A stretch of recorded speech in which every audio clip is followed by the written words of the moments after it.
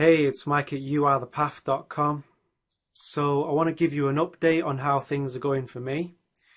And I also want to mention a word that I've not mentioned in the past few videos. We've spoken about following what excites you and being your true self. In this video, I want to talk about respect, self-respect, and self-regard. Knowing that you're a worthwhile person. And that's what this challenge has given me. It's given me back my own sense of self-respect. I've noticed a steel in my eyes that hasn't been there for a while, and I forgot actually existed. So that's a good place to be. I woke up early for the 3 days. I did the candle focus 3 nights in a row, and I didn't manage the Qigong, but I'm happy with those 2 changes because those 2 changes are massive for me. Doing something like this, participating in this 30-day challenge, is a great way to push through old habits, to push through old patterns. I've been listening to a guy talking about how when you wake up in the morning, you're faced with negative voices. He referred to them as negative demons. And I've experienced this. When I wake up early in the morning, it's like one guy will say, "Hey, what are you, a slave? Waking up at 5:30?" And then another one will say, "Let's not do this. What's this really going to achieve anyway?" And no doubt you've got your own voices that you come up against. But you can just get up and do it and push through it. And that's what I've been doing. And when you do that, you have more of an ability to push through other patterns throughout your day. One of the things that we come up against when we're not doing what excites us, when we're not being our true self, is we come up against the voice of self-doubt.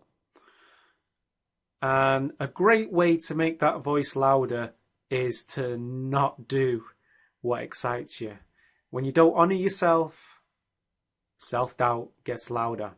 And it's a really nagging voice and it's a pain in the ass. And through doing this, that's one thing I've been able to do, is to turn down the volume on that so I can actually hear the true me. So I have that self-respect, but it was always there. I just didn't believe it was there because I wasn't being my true self. And that's what doing this is going to give you access to more of who you really are. So these voices of self-doubt can show up when we're not doing it, when we're not doing what we know we need to do. And also when we're holding on to something that no longer serves us. Sometimes what we want isn't what we need. Sometimes what we want isn't what is going to nourish us. And we hold on to things that don't nourish our spirit. And you got to make a commitment to love and honour yourself, to be able to let go and allow what isn't truly you to leave, so that what is truly you can come into your life.